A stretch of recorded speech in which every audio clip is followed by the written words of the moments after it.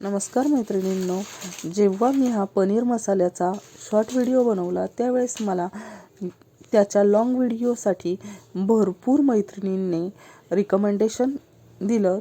त्यावेळेस मी हा long video बनवत आहे. तर पनीर मसाला बनवणं अगदी सोपं आहे. तर एका कढईमध्ये तेल गरम करून त्यामध्ये कांदा, टोमॅटो, 7-8 लसणाच्या पाकळ्या, आलं हे सर्व व्यवस्थित परतून घ्यायचं आणि थोडंसं पाणी घालून झाकण ठेवून हे शिजवायचं. जेव्हा आपण हॉटेलमध्ये जातो त्यावेळेस अशाच पद्धतीने ही भाजी बनवलेली असते.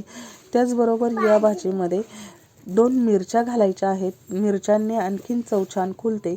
त्याचबरोबर तुमच्याकडे काजू असतील तर 5-6 काजू घाला किंवा बदाम असतील तर 5-6 बदाम घाला.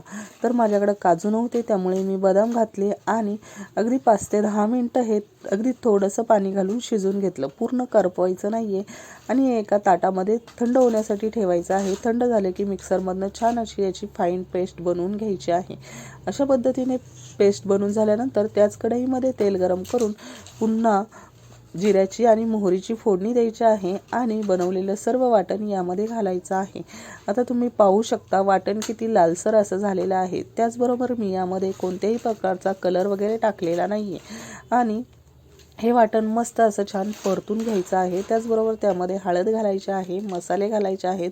मसाल्यामध्ये मी पनीर मसाला, लाल तिखट, मिक्स मसाला, गरम मसाला हे सर्व मसाले प्रत्येकी 1.5 चमचे घातलेले आहेत. तुमच्या आवश्यकतेनुसार तुम्ही मसाले घालू शकता. त्याचबरोबर चवीनुसार मीठ घातलेलं आहे आणि थोडंसं पाणी घालून कन्सिस्टन्सी ॲडजस्ट करायची आहे. मला मीठ थोडंसं कमी वाटलं त्यानंतर मी पुन्हा थोडंसं मीठ घातलेलं आहे आणि अशा पद्धतीने थोड्याशा कमी गॅसवरती ही ग्रेव्ही छान शिजवून घ्यायची आहे. वरतून थोडीशी कसुरी मेथी घालायची आहे. कसुरी मेथीमुळे चव आणखीनच खुलते आणि त्याचबरोबर या ठिकाणी मी 1/2 किलो पनीरचे छोटे छोटे तुकडे करून घेतलेले आहेत ते यामध्ये घातलेले आहेत.